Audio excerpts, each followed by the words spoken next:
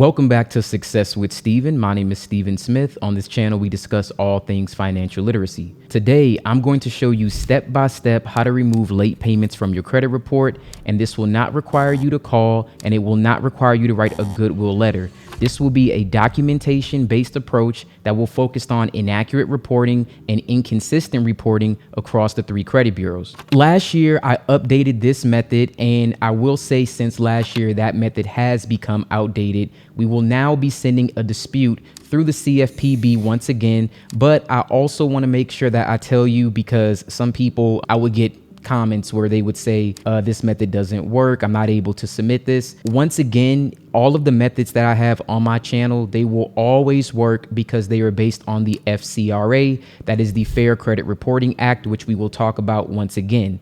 If it does not work for the mode to send this, then you can always send a letter certified. I just have to reiterate that. And again, I'm going to always say that I've gotten several comments asking me to update this. So because I've been asked so many times, I am willing to do this once more for you. Now, last year, the CFPB funding was severely cut by nearly 50%. That was in a July 2025 budget bill. That significantly reduced the operating budget from roughly $785 million to $446 million, sparking major turmoil and layoffs. It halted enforcement action, as well as the current administration trying to not only weaken the CFPB, but they seek to eliminate it entirely. However, the CFPB is still open. It's still my main mode for disputing, and you can still submit your disputes with them as well. This to me is the best route. It's the most successful, and it's the least demanding.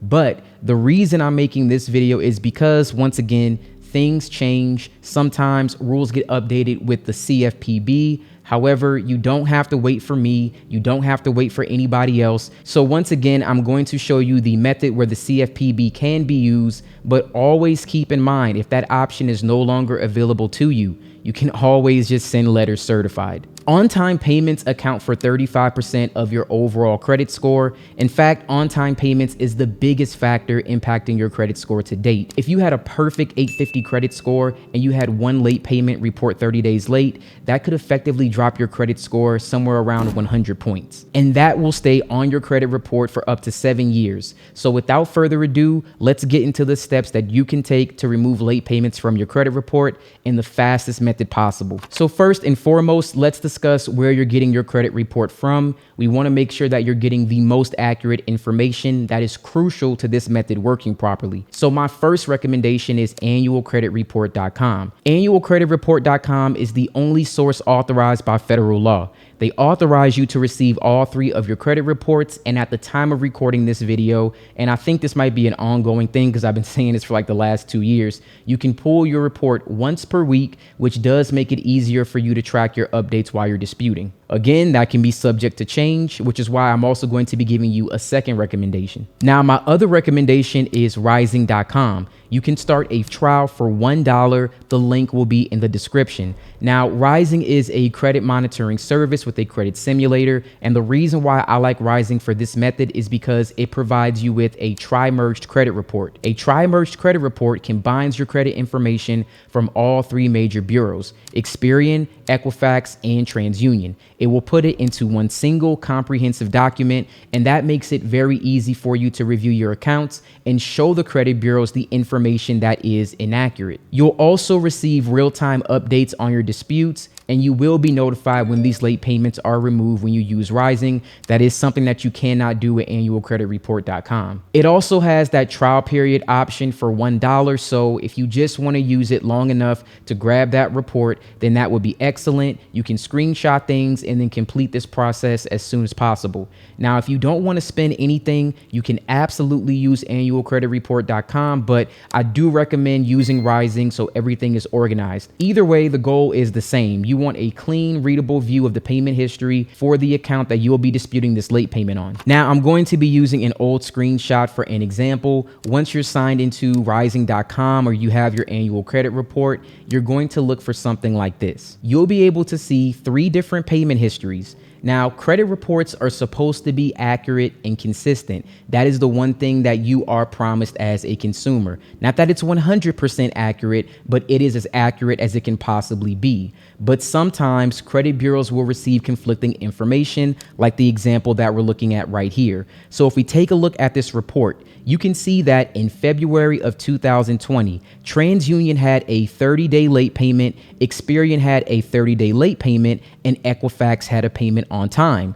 And then we look at January, and then we see that TransUnion is paid on time, Experian is paid on time, and Equifax is actually late. So just by looking at this report, you can see exactly how this information is highly inaccurate. It's not consistent. It should be the same if we're receiving information from the same source. This is what we're going to be using to dispute this account and get these late payments updated. So here's what you would do with your Rising credit report. You would find this and you would circle it just like I did on the example, and you would say something like, hey, Equifax, I'm looking at my credit report and I noticed that there's inconsistencies in the information. I'm actually paid on time in January of 2020. TransUnion has the correct information, Experian has the correct information, but your report is inaccurate. It's showing that I was 30 days late. Can you please update this information so it reflects that this payment was in fact paid on time?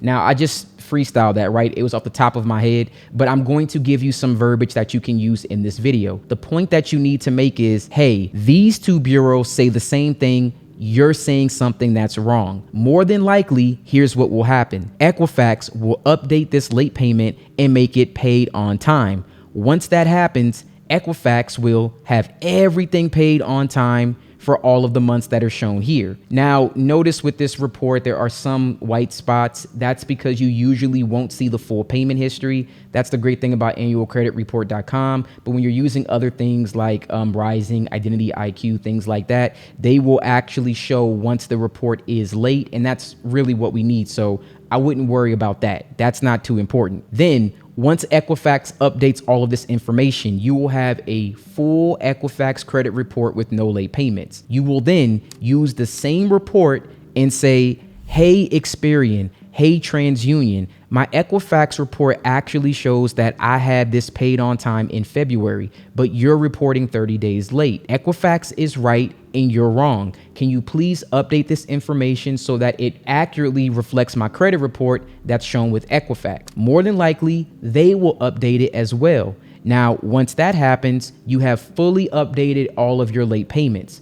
Now, of course, there is another scenario where you don't have these inconsistencies. I will be updating a method for that. And then the other thing I'll be doing new this year, I will have a third and probably fourth. It's not really a difference in method, but just some new examples that you can use that I have seen worked over the last few months. Now, the reason why I'm starting with this method is because it is, in my opinion, the most effective way to update late payments. Now, I don't recommend that you dispute more than one late payment at a time. Two would be the most. Two would be pushing it. I've just noticed that you receive more late payment updates when you only dispute 1 month at a time. Then once that 1 month has been updated, you can dispute the next month. So getting late payments updated, while not being all that difficult, it can be very tedious. So once again, depending on at the time that I release this video, if you don't have these inconsistencies, it is okay. There is another method for you. So now, if you've been following along with this, again, you should have a credit report from Rising or annualcreditreport.com.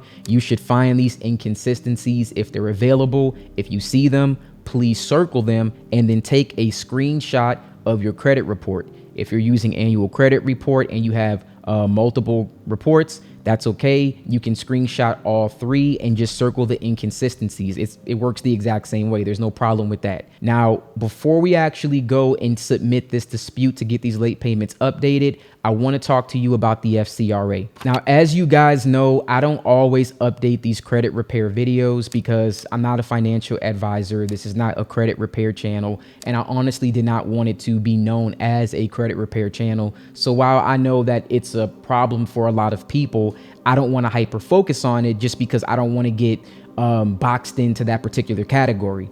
But I do think that it is so very important that you understand what the Fair Credit Reporting Act is. This is a federal law that protects your consumer rights, and it protects you from inaccurate, unfair, or intrusive credit reporting. It also regulates how consumer reporting agencies collect, use, and share consumer information. This is the foundation of your rights. If you want to dispute inaccurate information, you need to understand how this works. This is why even if some complaint portals change, or the CFPB stops working, or the BBB stops working, or the FTC is down, it doesn't matter. You can just send letters. That will never change unless something happens where the post office is no longer working. You will be able to always send a letter certified mail. What matters most is that you understand your rights. There is no hack. There is no trick. There is nothing like that. Most people just literally repeat what they've heard that other people have said from this. I have done it myself. I read it, I interpreted it, and then I was able to come up with other ideas and methods for some disputes. And I guess the thing that people like is my interpretations and how I interpreted the law, and they've seen some good results from that. But the core idea is so simple. Consumer reporting has to be accurate, and if you notify any reporting agency or any creditor that the information is inaccurate, they have a legal obligation to investigate and correct that information if it can't be supported properly. And the burden of proof is not on the consumer. I just think that is, once you understand your rights, you understand that like you guys don't have to prove anything to these people. You're required to identify what's inaccurate and provide a reasonable basis for why you believe that it's inaccurate. In this specific method, your reasonable basis is that there's inconsistencies across the bureau. That's the whole play of what we're doing here. You're not trying to be a lawyer. You're just trying to become effective. So currently we are on FTC.gov. I'm going to put a link in the description. This will take you directly to the Fair Credit Reporting Act. And I want to scroll down and show you just a few things here before we proceed. Now, there are different ways that you can dispute information on your credit report, and notice everything is actually right here. For example, the permissible purpose of consumer reports. That's something that you might want to look up. Block of information resulting from identity theft. All right. Adverse information in cases of trafficking. You probably have seen people talk about that. Disclosure of investigative consumer reports. Notice how when I talk about some disputes, I say that we have to do a reinvestigation for charge-offs. We have to ask them, hey, I want you to disclose the investigation. How did you do that? Who did you speak with? That's something that they have to provide. But I'm going to scroll down because I know exactly which part that I want to look at, and that is the responsibilities of furnishers of information to consumer reporting agencies. And then we could just click on that and it'll take us exactly to that section. Now, right here, this is very, very important. Now, the duty of furnishers of information is to provide accurate information. Now, reporting information with actual knowledge of errors. A person shall not furnish any information relating to a consumer to any consumer reporting agency if the person knows or has reasonable cause to believe that information is inaccurate. So you don't have to even have like a perfect case here. You just have to have reasonable cause to believe that something can be inaccurate. So if I pull up a copy of 3 credit reports and the information between all 3 of these reports is different, do I not have a reasonable cause to believe that this may be inaccurate? Because if it's different, clearly someone has to be wrong. I would say that that is reasonable to ask for an investigation. Now, reporting information after notice and confirmation of errors. A person shall not furnish information relating to a consumer to any consumer reporting agency if the person has been notified by the consumer at the address specified by the person for such notices, which is why I tell you to remove all personal information and make sure all the information matches on your driver's license, on your credit report, everywhere, your proof of address, your proof of residency, all that needs to match, right? At the address specified by the person for such notices, that specific information is inaccurate and the information is in fact inaccurate. It's very easy for you to prove that. And they even give you a definition. So for purposes of subparagraph A, the term reasonable cause to believe that the information is inaccurate means having specific knowledge other than solely allegations by the consumer, which is why you can't just say something. You have to always send a screenshot, right? Like you can't just say it. I'm not saying you have to prove it. Like the burden of proof isn't on you. However, you have to show, you can't just say. So other than solely allegations by the consumer that will cause a reasonable person to have substantial doubts about the accuracy of the information. And I'll just give you one more example before we get off of this. Like I had another update. Now, unfortunately, at the time that I was trying to do that update on late payments, all of my late payments were gone. So I couldn't like keep trying this myself. But one thing I had suggested was if you had late payments during COVID-19, there was a revision made just for that. So it lets you know right here that reporting information during COVID-19 pandemic, definitions in subsections, the covered periods, like there was a covered period from January 31st, 2020 and ending on the later date of 120 days after the date of enactment of this subparagraph, or 120 days after the date on which the national emergency concerning the novel coronavirus disease outbreak declared by the president on March 13th, 2020, meaning like basically after that date, from this time frame, there was a time frame where they couldn't report negative information, right? So you could have used this subsection in order to get late payments updated. And then there was a duty to correct and update information here. So again, like when people tell you all this information on YouTube, this is all that you really need to do. Literally everything is in here. You need to use this. All of the rules, everything that you can do is right here. No one has any special trick. No one has any special hack. No one knows anything that you can't figure out yourself. It's all here. You can read it. You can interpret it.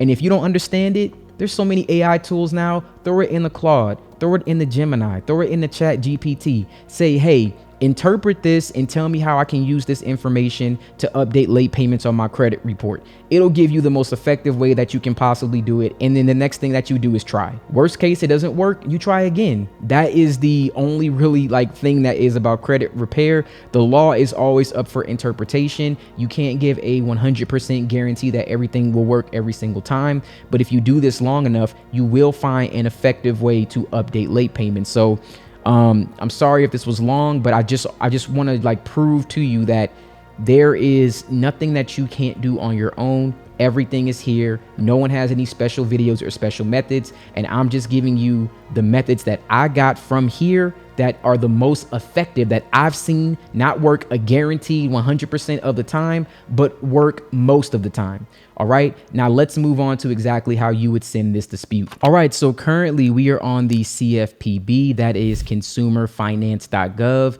You can Google that. I'll also put a link down in the description. Now, what you'll want to do is scroll down here and you'll want to click on start a new complaint. Once you do that, you'll be prompted to either create an account if you don't already have one. And if you do have one, then you can click on already submitted a complaint or created your account. Once you click on that, you'll be prompted to sign in. And then the sign in screen will look like this. You'll enter your email, your password, and then you'll get logged in. Now, the first thing that you do when you get logged in is look at the top right-hand corner. There'll be a blue button that says start a new complaint. You should be on this screen right here, and then you'll click on credit reporting, and then you'll click on credit reporting again, and then you'll click on next. And then what type of problem are you having? You'll click on improper use of your report, and then which best describes your problem, and then you'll go to reporting company used your report improperly.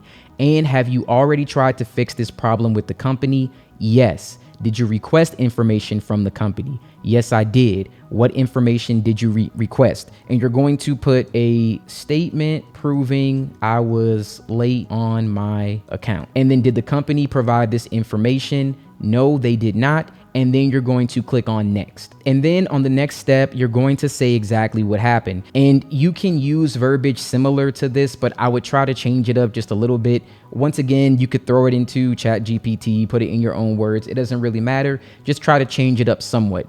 Now, I recently reviewed my credit report and noticed an account that was not reporting accurately.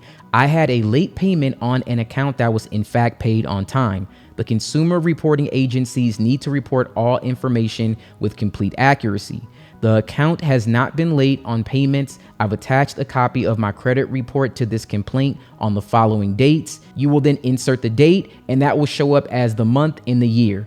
I demand this payment be updated to paid on time. You cannot report information with knowledge that this information has errors. I have substantial doubts about the accuracy of the information. Please update this account to paid, never late. And then you can even add something like shown on my report. Let's say Equifax, that was the one from my example, right? And you don't always have to like do this. I'm just doing this like really quick just so that you have an idea. Equifax shows paid on time, but TransUnion shows late. The other report is right and this one is wrong. So that's just like a quick example of something that you can like just throw together, right? You can add that at the very end. So just like something, just add at the very end, like this shows late, but in fact, it was actually correct on this one, but not on this one. And then you can go to what would be a fair resolution and like update the late payment on Equifax to paid on time, never late. Thank you. That's it. And then we'll attach our documents. Now, this is very important. You need to attach a copy of your driver's license, your social security card, your proof of residency, right? And then you need the screenshots of your actual credit report. Now, this is very important. Like, I know it's like, I feel like it's like understated. You want to update your personal information first. Make sure you remove any old addresses. Make sure that the address that you use for proof of residency and your license and this account, they all match. You know, you want to make sure that all the information there is accurate. You're going to upload it here, right? Driver's license, social, proof of residency, and then the screenshots of the accounts that we're disputing. And then you will click on next. Now, my recommendation is going to be, because with the CFPB, what I like about it, you technically can submit all disputes at the same time. However, when we just wrote that, I wrote that as if I was sending this specifically to TransUnion about Equifax. What I would recommend is that, I know it's easier, don't just send it to all three. You want to kind of modify that, right? Where you go back, copy your verbiage, but then change TransUnion to Experian. And then if you want to, with, you know, vice versa, you can also then turn around and say, hey, Equifax, these other two bureaus show that this is in fact paid on time, but you're late for this other month. You kind of see what I'm saying? You would then just flip everything to make sure that it goes whichever way that you would prefer. So for this example, let's just say that I'm sending this to TransUnion. And like, once again, you don't have to just send this to TransUnion. If it makes sense, then you can send it to all three bureaus at the same time. You'll then check this, and you'll enter the last four of your social. You'll enter your date of birth, and then you'll also enter your name as it appears on your credit report. Now, if the verbiage actually made sense and I didn't want to have to send three of these, I could also add Experian. Like, you can make it to where it's deliberate enough that it can apply to all three. But if you want to get more specific and you want to say, I'm specifically talking about this bureau, then you'll want to do this 3 separate times. And then you could say Experian, and then yes, the information, again, you requested a statement showing that you were late, right? You didn't get that. Did the company provide that? No, they did not. And then you would enter the same information here, right? Same thing. And then you would enter your name as it appears on your credit report. And then again, if you wanted to add the final one, Equifax, in this situation, that wouldn't make sense, right? So I would just say no and then next. Now, I'm not going to actually submit this right here. The last thing you want to do is click myself, and then you'll have a review page. The review page allows you to actually just look over everything and make sure that it's complete, it's accurate, and then you'll be able to send your dispute. Once you send this dispute, you'll be notified by the CFPB via email that it has been sent over to the company. And everyone gets this, okay? It always says it will be 60 days for this to be resolved. Look, you'll get a response from the credit bureaus in about a week. And that's why you don't look to the CFPB for updates on your dispute. Think of the CFPB like the post office. It's just used to send the dispute. They are not going to update you in real time about the status. That's not going to happen. You need to actually either download Rising, use that app, you'll get notifications, you'll see that, or you'll need to wait for letters in the mail, or you'll need to wait for some sort of notification that there has been like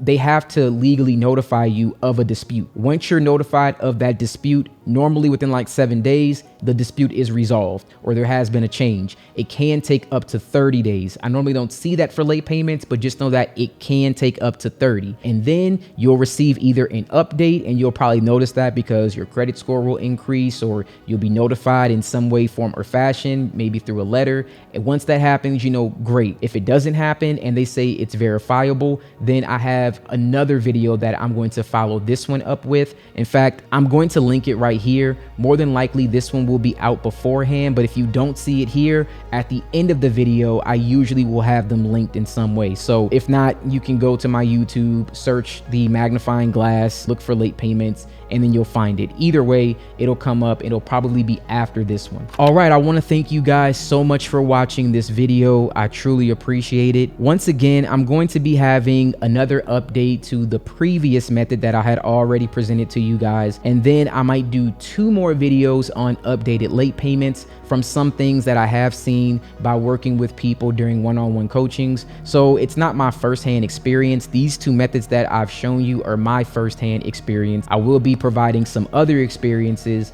that also may work for you in different scenarios and examples where you can try like different verbiage. And again, every scenario won't apply to everyone, but if it does apply to you, then it may actually be something that you can use to remove late payments if this doesn't happen right away. Now, if you don't get a late payment immediately, the follow-up is always to ask for a reinvestigation and ask them to provide you with proof. It's very simple. I've gone over it a few times, but I will go over it once again for a follow-up from this one in the next video. If you have any other questions, please drop them in the comments below. I really try to be as thorough as possible, and I will try to get to everyone's comment if you do leave it. Again, thank you so much for watching this video, and you guys have a wonderful day.